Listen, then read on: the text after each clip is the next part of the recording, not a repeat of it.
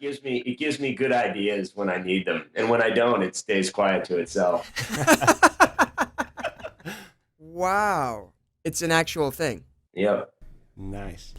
Well, Josh, if engineering were transmission fluid, you would be the burnt red ooze dripping from that 71 Malibu in your front yard. Yes, welcome to Engineer versus Designer. The podcast. For product designers, engineers, and anyone who likes 5 heaping truckloads of co-created automotive manufacturing and design in the morning. My name is Josh, mechanical engineer of SolidSmack.com. He is, and my name is Adam, industrial designer of CADJunkie.com. Each week's show comes to you in 3 turbocharged halves. This week we're talking automotive innovation and the power of the crowd. First, we get a good old fact smack courtesy of SolidSmack.com. Yep, followed by design process tips, tricks, and insight compliments of CADJunkie.com. And today we are honored to have with us the one and only Jay Rogers, CEO of Local Motors in Phoenix, Arizona, and Alex Fiechter, engineering and maker community manager of the same. Welcome, you two. Gentlemen, if you had a choice between having your legs removed and your body permanently grafted to the seat of a 79 Pinto,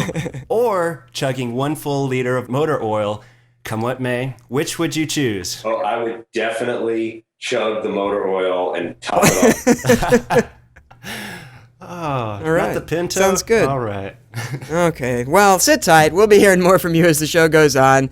Speaking of ill-advised prosthetic surgeries, Josh Mings of SolidSmack.com graft the forearms of ignorance to the pneumatic impact wrenches of knowledge. What have you got for us This this week? week's SolidSmack Fact Smack is brought to you by the Mojo 3D printer. Now you can have 3D printing right at your desktop at a remarkably low cost. The magic of Mojo, there's really no limit to your creativity. See it at mojo3dprinting.com. Now, today we're talking about automotive innovation, and what better way to start it all off than to slap your ears with a few fast facts about the first cars. Josh, Yes? who invented the first automobile? It wasn't Mr. Ford. It wasn't? No. The first automobile we know of was steam-powered. Built in 1672 by Ferdinand Varibiest Yes. as a toy for the Emperor of China. Yep, the first electric automobile was invented around 1832, built by Robert Anderson of Scotland and powered by, get this, non-rechargeable primary cells. What happened to the electric car? The internal combustion engine. Thanks to Carl Benz in 1885. I recognize that name. This 3-wheeled auto sported a 4-stroke gasoline engine invented by Mr. Benz himself. Yep, and in 1886, Gottlieb Daimler and Wilhelm Maybach modified a stagecoach for the first ever 4-wheeled automobile. Which was a 4-speed transmission engine with the ability of insane speeds of up to, get this, 10 mph. And in 2010, the Local Motors Rally Fighter hit production testing as the first co-created vehicle. Our special guests, Jay Rogers and Alex Fiechter, helped make it happen. Unbelievable! Yes, the two people leading the charge, Jay Rogers, CEO of Local Motors, and Alex Fiechter, engineering and community manager of Local Motors. Welcome once again, guys. First question, the Rally Fighter. First car brought to production by Local Motors. Is it, in fact, the most badass car that has ever existed on the planet? Wow. Well, other than that 3-wheeled Gottlieb Daimler Auto Benz, I'd say yes. Yeah? Okay. Well, Right I mean, on. more on the Rally Fighter in just a minute. Local Motors is this amazing community. Over the weekend, I was telling some family what it is and failing miserably to do so. So, for the fam, what is Local Motors? Wow. So Local Motors, in a nutshell, is a new way of bringing cars of design, development, and retail. So it's a new way of bringing cars to the market. We are a community of vehicle innovators, and we are a micro factory construct where you come in and you build your own car in our factory. So it's kind of online and physical all together. Love it. The idea is just simply ingenious. Lots of other people are starting up businesses through small rounds of funding, Kickstarter projects, bootstrapping. How did Local Motors get its start? Awesome question, because the truth is the notion of crowdfunding is reflecting the fact that it's really hard to do hardware startups in this third industrial revolution in the traditional ways of getting things funded. We got ourselves funded traditionally, I would say, in some ways by private investors. And it was just really hard and very slow and kind of backward in terms of a way of doing it. We have this great community who loves what we do, but we didn't ask them to fund what we were doing. We funded it through a more traditional method, not venture capital, but I would say private people who really wanted to see this happen. And in the future, I think we'll do more and more of funding projects through the crowd. Well, when did you start? When did you first have the idea and decide to go down this path? Let's see. I was in my mother's womb, and it was dark and kind of wet, and I met baby Stewie. Yeah. No, so I mean, look, it's been happening all my life, sort of warming up to it. My grandfather was in the automotive industry. He owned Indian Motorcycle. And so I really, always loved the idea, but never thought I would actually do it. And in 2004, more recently, when I was a Marine deployed in Iraq, I decided that this was my chosen calling and what I was going to do. And so I started about that really in earnest in 2005, and we incorporated the company in 2007. Excellent. Well, we're definitely going to talk more about some of the amazing projects you got coming up. Adam, I think they're going to need some drivers for that Mars car. So strap me in, baby. Strap me in. Right on. We'll be right back. Adam O'Hearn of CADJunkie.com. Fill the depleted turbo tanks of our ignorance with the nitrous oxide of knowledge. What's on your mind? This week's CAD Junkie Q&A is brought to you by Mojo 3D Printers, a world-class professional 3D printer for only 185 buckaroos each month. To find out how you can give your big idea a little mojo. That was kind of funny. Isn't that cute? Visit mojo3dprinting.com. Today we're chatting with CEO of Local Motors, Jay Rogers, and Engineering and Community Manager, Alex Fiechter, also of Local Motors. Okay, fellas, in the third half, we're going to talk about your background, your inspiration, all that kind of stuff. But first, we just want to hear a little bit about your design process, from more of a technical standpoint. So the process of developing an entire car, from the shape of the car to systems, it's a huge undertaking, and it takes a lot of people and a lot of time. You've successfully completed 2 vehicles so far using the power of co-creation that you described earlier. So what's the basic process like? Just to be clear, we've completed two models of cars so far, and the process so far we've been doing it is actually not that much unlike a standard process. It's just in the way that we engage the group that we do. We're dealing with a huge community of people in various disciplines from engineering to design.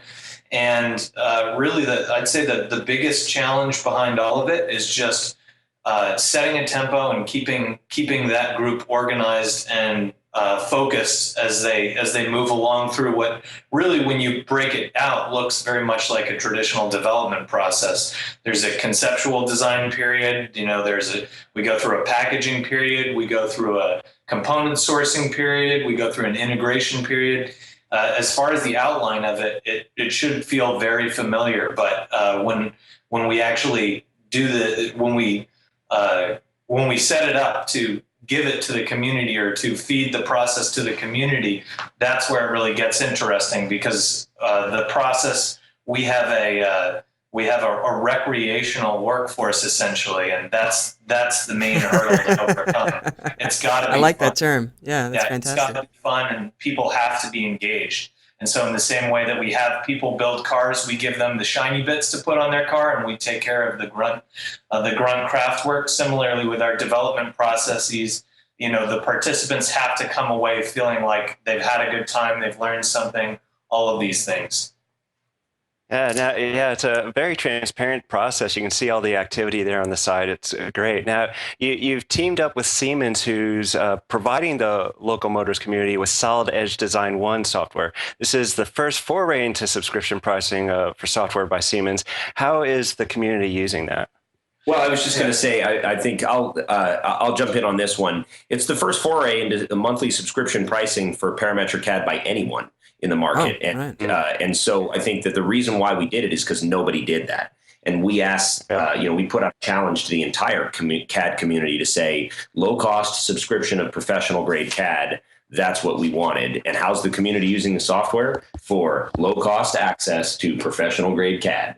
and on a monthly basis. I mean, it's kind of like you get annoyed by AT&T when they tell you you can have this phone for the low cost of whatever, but you have to sign up for 2 years.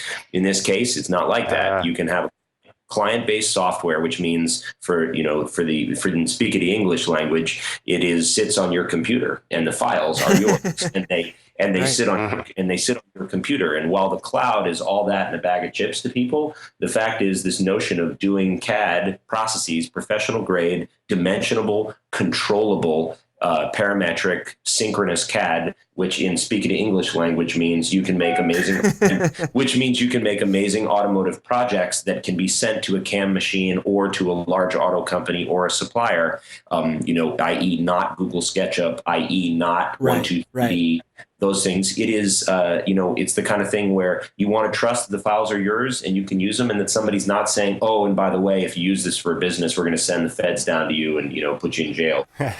Yeah, you guys are doing serious work with big, complicated projects. You got to have an industrial CAD system. Now, I mean, but managing that, I'm just thinking about the complexity of managing a team of the size that you're dealing with. Not to mention the fact that, I'm sure you're dealing with people with varying degrees of skill and varying organizational skills. I mean, how do you manage all of that data, and what other barriers would you say there are to effective collaboration that you're trying to knock down? Well, as far as the management goes, I mean, really the key to running good collaborative, co-creative development is getting the community to start managing itself. Like you said, you have many people within the community that have different backgrounds, different skill sets, but that means that they all have a given context to give feedback to their peers. And so that would be one way of you set up, we can set up an overall structure on our end, but then you really find that if you set the right tone, the community begins to manage itself through some of these development efforts and check and balance itself. As far as some of the other barriers, I mean, mentioning some other tools that we've been using Catch 123D quite a bit.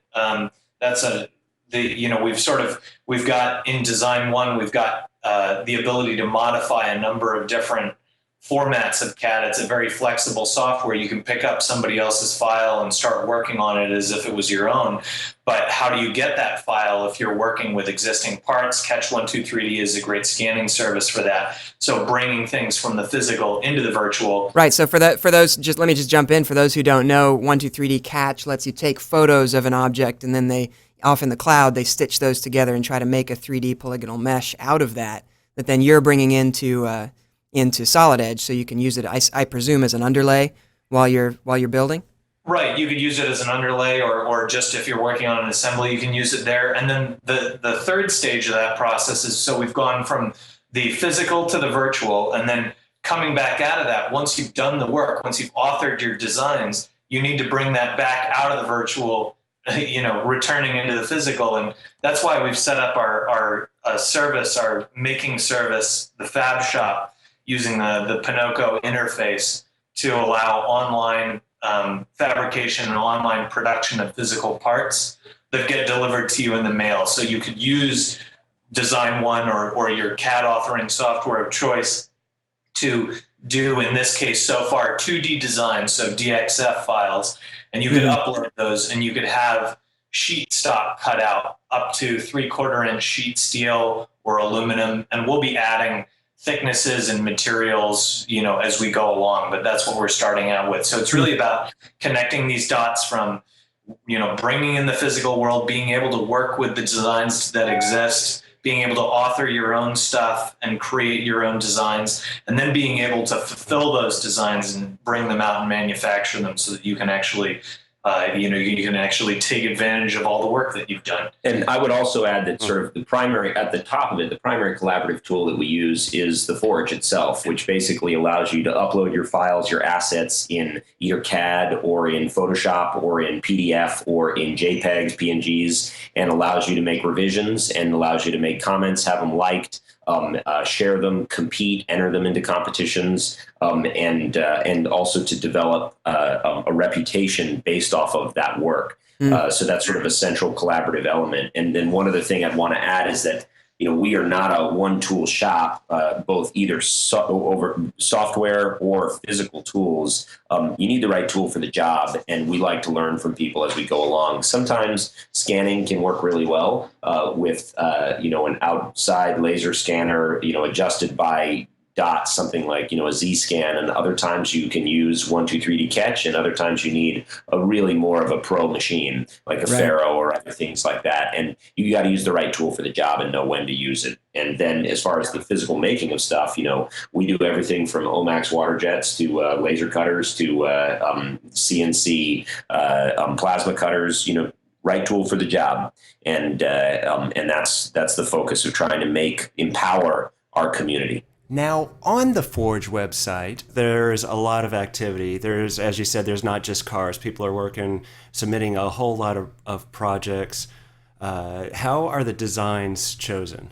It could be any number of things. If you're talking about any of our sort of highline competitions, like we do with Shell Oil, or like we do with B-Twin, or how we're going to do with Peterbilt, the client basically does make a choice whether they want to have the community do their choice, whether they'd like to have input from the community, whether they're going to pick one of the designs and have the community pick further designs. We're really very flexible in how we do it within our competitions. As for the designs that are simply present on the community, on the Forge, because the community members have put them there, and they're doing their own collaborative work outside of the contracts and large companies that we might bring in. On that side of things, it's really the community raising the designs up.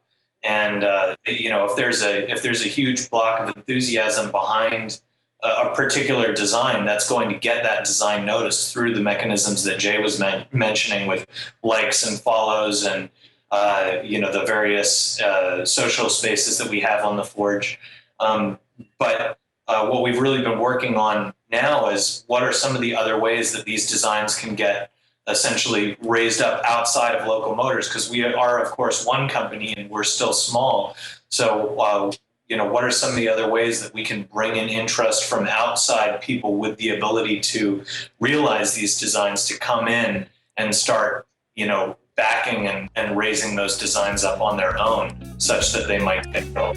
I think that's the amazing thing about this whole new movement, is the outward focus of it. I really love that. Josh, wait a minute. Did you just replace your torso with an engine block so that you now have 6 pistons forcing motor oil through your veins at high pressure? Feels so good. Okay, we're gonna be right back. And welcome back. Today we have the great pleasure to speak with Jay Rogers, CEO of Local Motors, and Alex Fiechter, Engineering and Community Manager of Local Motors, shifting crowd-powered auto manufacturing into top gear. We wanted to have Jay and Alex on the show because Local Motors is leveraging co-creation for complex engineering. Mixing things up. Indeed. And there's more we want to find out about how they plan to, take over the world, pretty much. So you guys have got to have a huge passion for cars, and we got to know more about where that came from. What were your early inspirations for cars, for design and engineering? So on my side, my background was a tinkerer growing up. I was the kind of guy, I didn't like to fix things. I liked to take things and put them together for the first time, and then take them apart and put them back together. I would call myself more of a maker than a fixer. And I think of those things as being very different. And that's sort of my background as I started to work on cars early. Really like to think about putting things together and seeing how they would work. And so my early inspirations were the things that you could understand as a kid.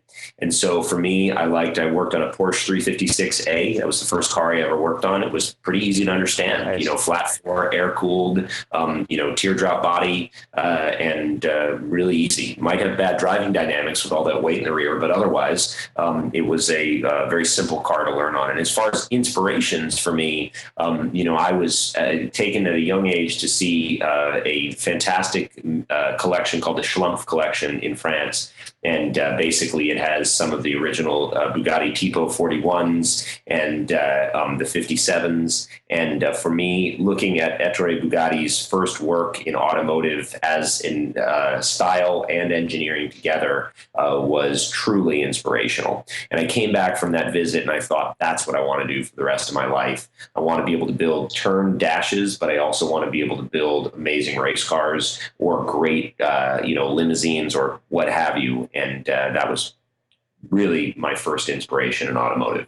It's fantastic, Jay Rogers. Very cool. And Alex Fiechter, what about you? Well, I would say I would agree with Jay that I was sort of more of a maker, because I was always interested in basically where was the next area that I could push whatever was my current project.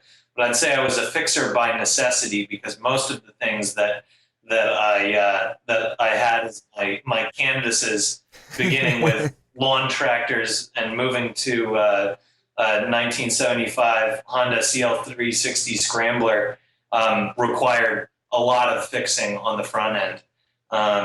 So I basically I went from tractors to motorcycles to cars eventually when I got my driver's license and had a context to be working on them, and then just made sure that all of my occupations reflected that afterwards, except for a weird brief stint in the lighting industry.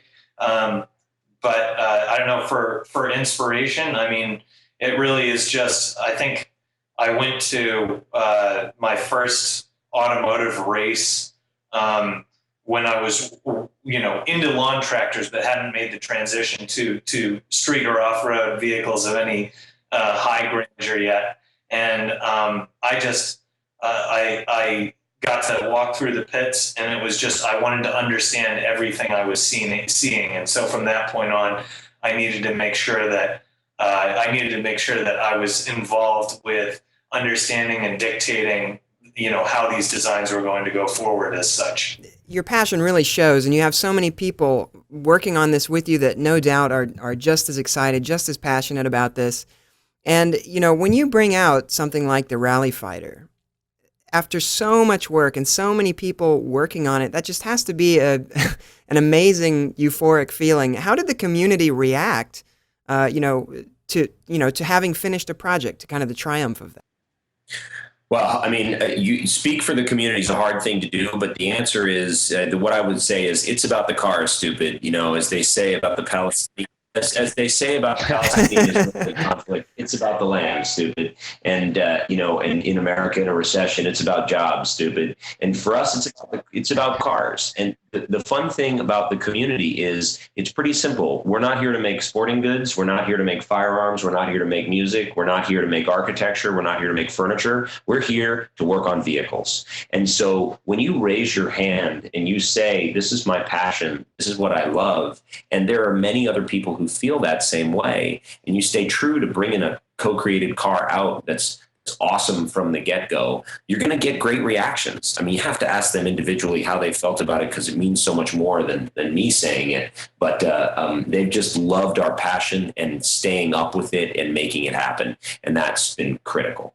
Excellent. Yeah, it's so evident in the community. And you were just out at Maker Faire in California with both Siemens and Pinoco. On your site, you have a nice big image that says "Inspiring a World of Automakers." It is indeed, and it looks like you're moving more towards a maker-centric site, adding more competition. You have urban bikes, a Peterbilt big rig. That's next. Really? I mean, that's incredible. How is the community reacting to this part? So, I mean, the fact here is that when you think, we sort of playing on words, when we say empowering a world of automakers, the point is that everybody knows what an automaker is, but they don't think so much about that. The word maker is in there. And really, when it comes to it, comes down to it, that's the central building block, right, of doing vehicles. You got to be able to make stuff. And so it doesn't matter whether it's a trike or a big rig. It's all of the building blocks that come into it to be able to make that happen. And I'd say how the community's reacting at Maker Faire, the real aha moment as the booths were stacked with people making plastic rockets 3 deep, people would see the real steel on the desk that had been cut using our Fab Shop capability and designed in Design One. And they said, wait a second. This isn't, an SLA, Objet, Z Corp, a Stratasys, 3DS, you pick them 3D printer. This is something that has material properties that can hold a wheel onto a control arm. Yeah. And that was just incredible. And it stopped people in their tracks. I mean, for the people who knew what they were talking about or knew what they had seen, there is this, it feels like the web in 94. I mean, oft heard quotes at Maker Fairs are, hold on, that woman's got a dragon on her hand. But don't worry, she's wearing a glove, so it won't hurt her. Or watch out, there's a cupcake. Watch out, there's a cupcake behind you. Don't get hit. So, I mean, there is a lot of just Wild West ridiculousness. But when people come by and they say, hold on, I see how this business model got applied to making an upright for a control arm in a day's time with 30 people collaborating on it, that suddenly makes sense. Yeah, you can only see so many little plastic bunnies on the desk before you get tired and you want to see something real. Right. Oh, excellent. Well, now, not to denigrate plastic bunnies. They're, cupcake mobiles are awesome, bunnies. You have to admit. But I'm a big fan. But, I mean, but on that topic, talking about Maker Faire, I mean, Maker Faire is such a cool thing. It's such a cool movement, the whole maker movement, that I think Josh and I talk a lot about how the maker movement has a lot to do with kids and about inspiring kids to want to make things. And that's definitely true in the local motor community as well, I think. How are children and young people a part of local motors, and what are you guys doing to inspire young automakers? So the chief automotive analyst for Gartner Group recently said that the iPhone is the new Ford Mustang. And to that, I say, bullshit. There is absolutely no way we can abdicate our nation's and our world's love for the mechanical product and the car to an iPhone. I love iPhones and Androids and whatnot because they do make your life better in many ways, but you can't, take your sweetheart on a date in an iPhone. And the bottom line is that we have abdicated the experimentation and the learning by doing to Steve Jobs and the folks that have invented the App Store. And it's not fair for the young people in our nation to think that that's the only place that they can be creative. And so our message to them is, we're here for you, and we are here to make it possible for you to ask the stupid questions and to do the stupid things so that you can ask the great questions at the same time and learn the important lessons. And you can invent tokamak reactors and nuclear fusion and Mars rovers and other things like that, because you're sure as crap not going to invent it on an iPhone. And you're going to invent it by getting out there and working on things that are moving and taking people around. You got to move the heavy atoms, not just the bits. Yeah, I got a chance at Maker Faire to talk to a couple of app designers. And, they had come from other areas, and the biggest challenge for them, the thing they always have to think about is, how do I keep this simple enough to be an app? And how do I boil down what somebody is allowed to do with my program to some very, very simple list of rules and laws and abilities?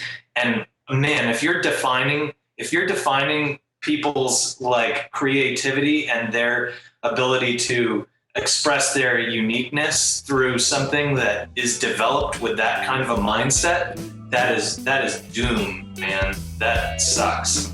Them's fighting words, and some very good points. Well, believe it or not, friends, this is all the time we have. Jay, Alex, guys, man, having you on the show has been even better than that time Josh fell down the stairs in an embarrassingly tight Transformer costume made of leg warmers and burnt cardboard. Thanks so much for being on the show with us. Hey, we had a great time, guys. You guys really are keeping it real, and just having the discourse has been awesome. Yeah, thanks a lot.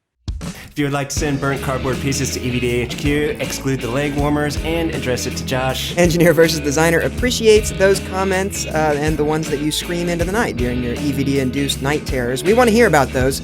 So head over to EngineerVsDesigner.com and let us know what you think about us. And if you're interested in being liked, tweeted, or +1, be sure to like us, tweet us, or +1 us, because social media has been correlated with retweets, jitters, shakes, hives, abnormalities, being followed by your local car dealerships. That's confusing and random. The show was edited by Simon Martin. Our theme music is by Ross Hartman. We'll see you next week, and remember, without engineers, designers would have books of cool-looking car designs and nothing that goes vroom. And without designers, engineers would go vroom on nothing but an engine block with a seatbelt and a cup holder. Ha ha!